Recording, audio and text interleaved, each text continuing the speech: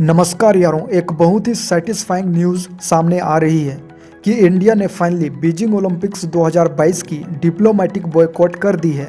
Olympic opening ceremony के ठीक एक दिन पहले ही इंडिया ने यह कदम उठाया है।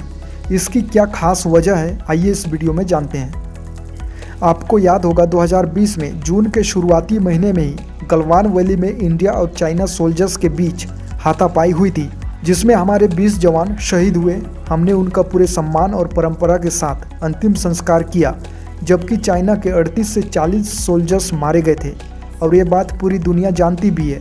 इसके बावजूद चाइना ने केवल 4 सोल्जर्स के मारे जाने की झूठी खबर दी। बाकी सैनिकों का क्या हुआ ये कोई नहीं जानता। गलवान वैली घटना में कई चाइनीज सोल्जर्स गंभीर रूप से घायल भी हुए थे, जिनमें से एक है क्वी फैबो। आज के समय चाइना ने इसको जानबूझकर ओलंपिक गेम का टॉर्च बेरर बना दिया है। चाइना को पता नहीं है कि ओलंपिक गेम यूनिटी, सॉलिडारिटी और पीस को प्रमोट करता है और टॉर्च बेरर के जरिए फ्रेंडशिप और पीस का मैसेज दिया जाता है, लेकिन शी जिनपिंग यहाँ पे वायलेंस को प्रमोट कर रहा है। चाइना एक तरफ से साइओप्स कर रहा है, इंडिया को चिढ़ा रहा है, उकसा रहा है। ऐसी चाल को साइकोलॉजिकल वारफेयर कहते हैं। भारत इसी चीज को लेकर ये ऐतिहासिक फैसला लिया है। ऐतिहासिक इसलिए क्योंकि इंडिया पहली बार किसी ओलंपिक का बहिष्कार किया है।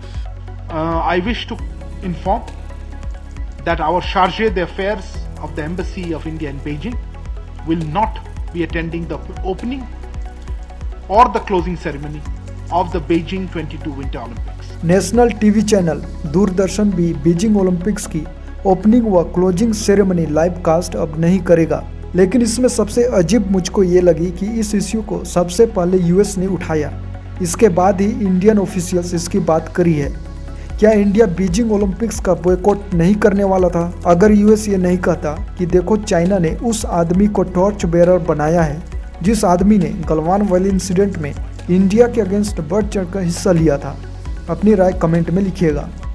अब सवाल यह है कि अब चाइना की प्रतिक्रिया क्या होगी। क्या चाइना भारत को कोई बड़ी नुकसान पहुंचाएगी? तो इसका जवाब है चाइना कुछ भी नहीं कर सकता, क्योंकि सभी मेजर कंट्रीज बॉयकॉट करने वाले देश की लिस्ट में शामिल हैं, जिसमें यूएस, जापान और ऑस्ट्रेलिया तीनों क्वाड कंट्रीज भी शामिल हैं।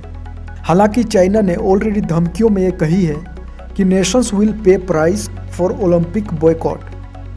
खैर जो भी हो, आने वाले समय में चाइना इसका किस प्रकार से रिवेंज लेगी ये देखना इंटरेस्टिंग होगा।